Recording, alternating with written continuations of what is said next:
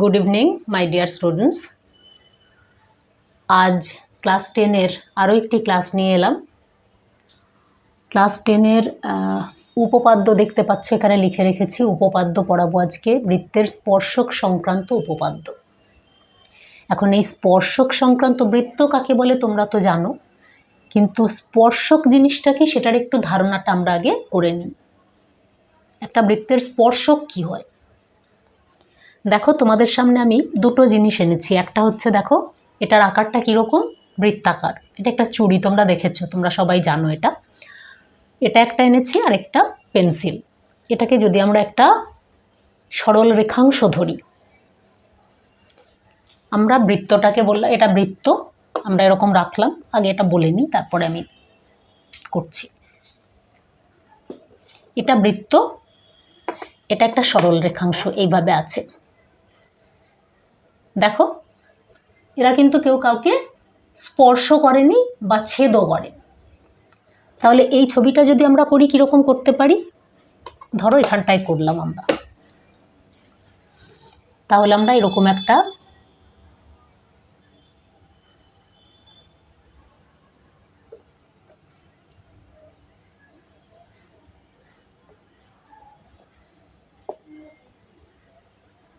একটা বৃত্ত আঁকতে পারি, এবং এখানে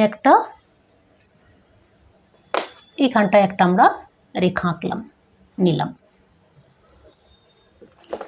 এই যে সরল রেখাংশটা ছিল, এটাকে আমরা বললাম এবি। এটা একটা বৃত্ত নিলাম, বৃত্তটার কেন্দ্রটা ধরো বললাম আমরা এই কেন্দ্রে একটা বৃত্ত নিয়েছি এবং একটা রেখাংশ নিয়েছি, এইভাবে আছে। যদি আমরা এইভাবে নিই, এটাকে ধরো এরকম জিনিসটাকে যদি রাখি আমরা, তার মানে কি হলো, বৃত্তটা আছে এবং সরল রেখাংশটা দেখো ছেদ করেছে, দুটো বিন্দুতে ছেদ করেছে। এই ছবিটা আমরা কীরকম করে করতে পারি না, এরকম বৃত্তটা আছে আর রেখাংশটা এইভাবে ছেদ করেছে। এটা এ বি ছিল, এটা ধরো কেন্দ্রটা এ। তাহলে এই যে দুটো বিন্দুতে এরা ছেদ করেছে, দেখো এই একটা বিন্দু, এই একটা বিন্দু, বৃত্তটাকে দুটো বিন্দুতে ছেদ করেছে। আরেকটা হতে পারে, আমি যদি বলি বৃত্তটা এরকম আছে আর এ এইভাবে আছে, এটা একটা হতে পারে। তখন আমরা এরকম করতে পারি,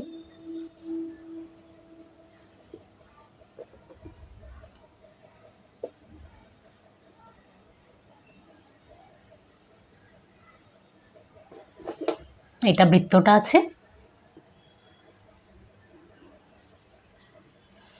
আর এটাকে এইভাবে আমরা,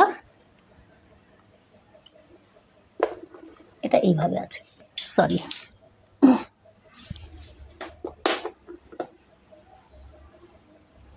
এইভাবে আছে।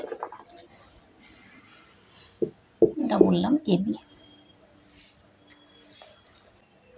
আর এটা রেখাংশটা দিয়ে এবি। এ আর বি দুটো বিন্দুতে, এ আর এ বি হচ্ছে সরল রেখাংশটা, এরা দেখো একটা বিন্দুতে এই যে স্পর্শ করেছে, এই জায়গাটায় স্পর্শ করেছে। এই স্পর্শ বিন্দুটার আমরা একটা নাম বলতে পারি পি, এটাকে বললাম পি বিন্দু। তিনটের মধ্যে তফাৎ রয়েছে। প্রথমটার ক্ষেত্রে দেখছি বৃত্তটা আর যে রেখাংশটা আমরা নিয়েছিলাম তারা কিন্তু কেউ কাউকে ছেদ করেনি বা স্পর্শ করেনি। দ্বিতীয়টাতে আমরা দেখছি যে সরল রেখাটা এই বৃত্তটাকে দুটো বিন্দুতে ছেদ করেছে, এই একটা বিন্দু, এই একটা বিন্দু। আর তৃতীয় ছবিটার ক্ষেত্রে দেখছি আমরা এই সরল রেখাটা এই বৃত্তটাকে একটা বিন্দুতে স্পর্শ করেছে। তার মানে এই বিন্দুটাতে এই বৃত্তটার এবং এই রেখাংশটার একটা সাধারণ স্পর্শক আছে, মানে একটা সাধারণ স্পর্শ বিন্দু আছে। বৃত্তটাও স্পর্শ করেছে, কাকে করেছে? একে। তাহলে এদের দুজনেরই একটা সাধারণ বিন্দু হচ্ছে পি বিন্দু। এই যে এই বিন্দুতে স্পর্শক, যে বিন্দুতে স্পর্শ করলো সেই বিন্দুটাকে বলা হয় স্পর্শ বিন্দু। আর যে সরল রেখাটা স্পর্শ করেছে বা যে, এটাকে যদি ছেদক বলি আমরা, এটাকে আমরা বলতে পারি বৃত্তটাকে ছেদ করেছে মানে ছেদক। তাহলে যেটা ছেদ করছে, যেটা স্পর্শ করছে তাকে বলবো আমরা স্পর্শক। এখন এই স্পর্শক আর বৃত্তের ব্যাসার্ধের মধ্যে একটা সম্পর্ক আছে। কীরকম সম্পর্ক না, এই বৃত্তের যদি এটা কেন্দ্র হয়, কেন্দ্র থেকে যদি এই স্পর্শবিন্দুগামী আমরা একটা সরল রেখা টানি এরকম করে, তাহলে এইটা এবং এই স্পর্শকটা এরা পরস্পর লম্বভাবে থাকে। তার মানে এবির ওপর যদি এর কেন্দ্রটা আমরা বলি ও বিন্দু, তাহলে ও পি হবে এবির ওপর লম্ব, ও পি লম্ব এবি। এটা হয়, কিন্তু কি করে হয়, কেন হয়, সেটা আমাদেরকে প্রমাণ করতে হবে। আমরা প্রথম যে উপপাদ্যটা স্পর্শকের, বৃত্তের স্পর্শক সংক্রান্ত যে উপপাদ্যগুলো আছে তার মধ্যে প্রথম যেটা আমরা শিখব সেটা হচ্ছে এটা। এটা আমাদের সেকেন্ড যে সেমিস্টার সেকেন্ড যে সামেটিভ ইভ্যালুয়েশন আছে আমাদের, দ্বিতীয় পর্যায়ক্রমিক মূল্যায়ন, সেটাতে আমাদের এটা আছে। তো আমরা একটুখানি এটা করি।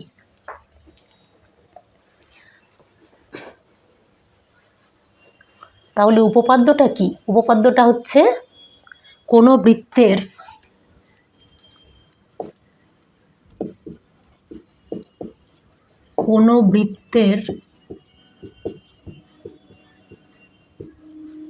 স্পর্শক এবং স্পর্শ বিন্দুগামী ব্যাসার্ধ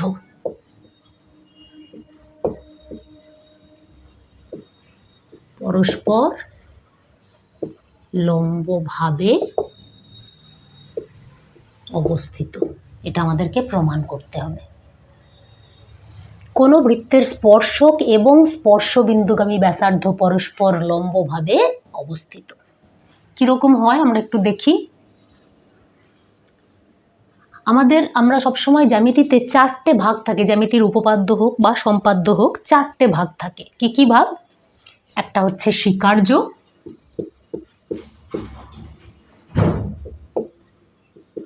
একটা হচ্ছে প্রামাণ্য,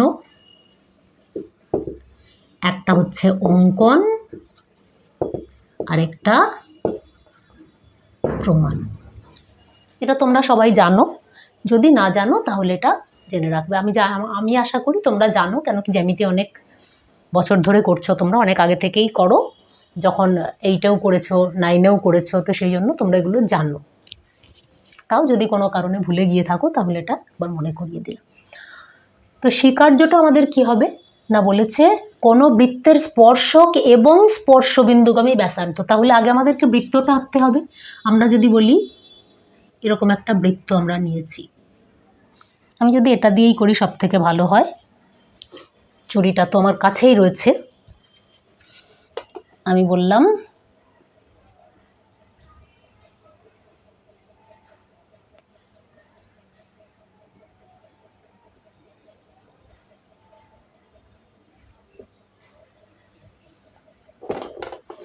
একটা বৃত্ত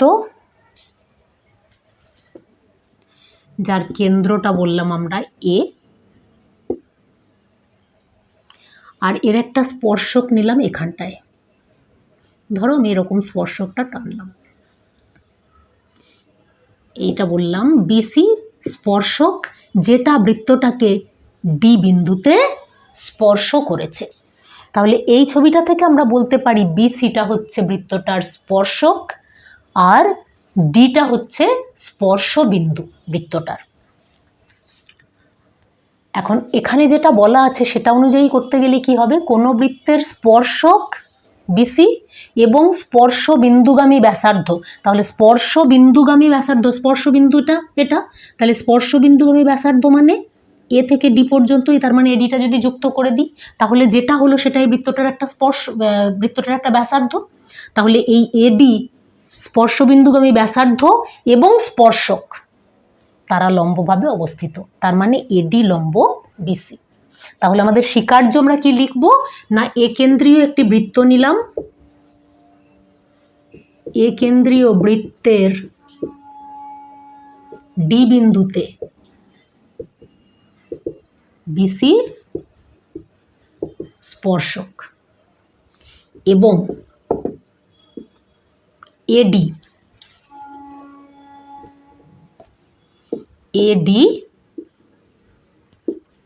স্পর্শ বিন্দুগামী ব্যাসার্ধ। আমাদের স্বীকার্য হলো যে একেন্দ্রীয় একটা বৃত্ত নিয়েছি, সেই একেন্দ্রীয় বৃত্তের ডি বিন্দুতে বিসি একটা স্পর্শক আর এডি হচ্ছে স্পর্শ বিন্দুগামী ব্যাসার্ধ। প্রামাণ্য মানে আমাদেরকে কি প্রমাণ করতে হবে না, প্রমাণ করতে হবে আমরা এই মাত্র বললাম স্পর্শ বিন্দুগামী ব্যাসার্ধ স্পর্শকের ওপরে লম্ব হবে, তার মানে এডি লম্ব বিসি, এডি স্পর্শ বিন্দুগামী ব্যাসার্ধ স্পর্শকের ওপরে লম্ব হবে। আমরা একটু অঙ্কন করব। কি অঙ্কন করব না, এই বিসির ওপর ডি বিন্দু ছাড়াও আমরা আরেকটা বিন্দু নিলাম, ধরো এখানে একটা বিন্দু নিলাম ই বিন্দু, এবং এ বিন্দুর সঙ্গে ই বিন্দুটা আমরা যোগ করে দিলাম। অঙ্কনে কি করলাম না, বললাম যে বিসি এর উপর ডি বিন্দু ছাড়াও আরো একটি বিন্দু নিলাম, আরো একটি বিন্দু নিলাম এবং আরেকটি বিন্দু ই নিলাম, ই বিন্দু নিয়েছি এবং এ ই যুক্ত করলাম, এই বিন্দুর সঙ্গে এই বিন্দুটা যুক্ত করলাম, আমাদের অঙ্কন হয়ে গেল। এবারে প্রমাণ।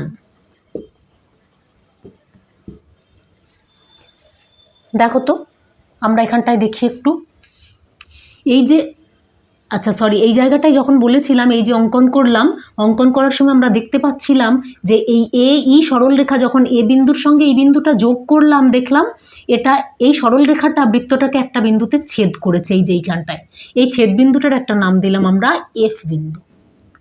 এখানটাতে ওটাও বলবো এবং ওটা বলবো আমরা যে আমি যেটা মুখে বলছি ওই জিনিসটাই আমরা লিখবো যে এ ই যুক্ত করার ফলে তাহা বৃত্তটিকে এফ বিন্দুতে ছেদ করেছে। হয়ে গেল। এবার আমরা প্রমাণ করব। দেখো তো এ এফ আর এডির মধ্যে কোনো সম্পর্ক আছে? এ এফ আর এডি, দেখো এ এফটাও বৃত্তের একটা ব্যাসার্ধ, এ ডিটাও বৃত্তের একটা ব্যাসার্ধ। আবার এ এফ আর এ ইর মধ্যে কোনটা বড় কোনটা ছোট? এ এফটা বড়, ছোট, আর এইটা বড়। তাহলে এই জায়গায় আমরা বলতে পারি এ এফ সমান এডি সমান বৃত্তের ব্যাসার্ধ। একই বৃত্তের ব্যাসার্ধ বলতে পারি, একই বৃত্তের ব্যাসার্ধ, এই বৃত্তটারই এটাও ব্যাসার্ধ এটাও ব্যাসার্ধ। আবার এ এফটা এ ইর থেকে ছোট, এ এফ লেস দেন মানে ছোট এ ই, দেখো এ ই মানে এতটা আর এ এফ মানে এতটা, তাহলে এ এফটা এ ইর থেকে ছোট।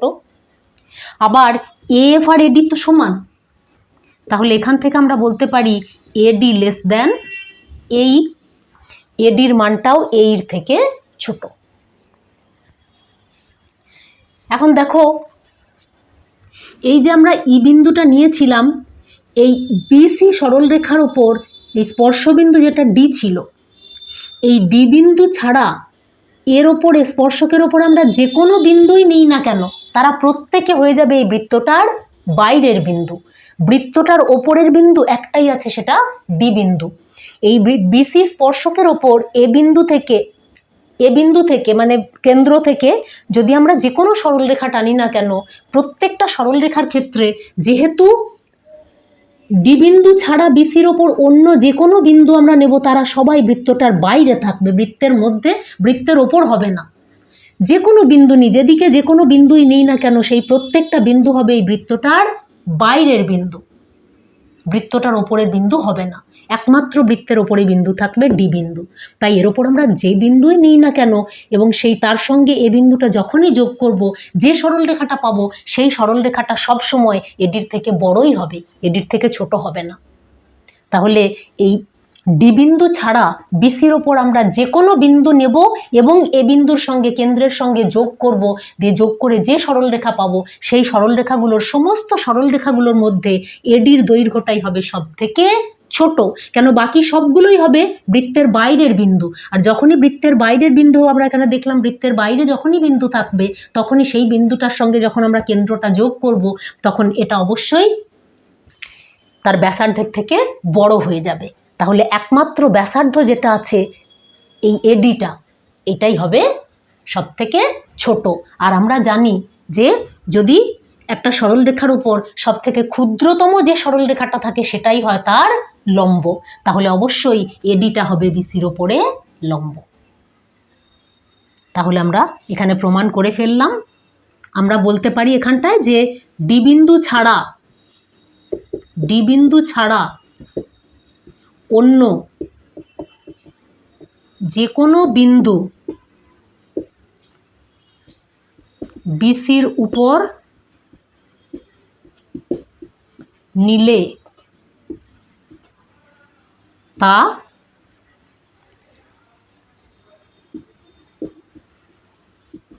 বৃত্তের বাইরে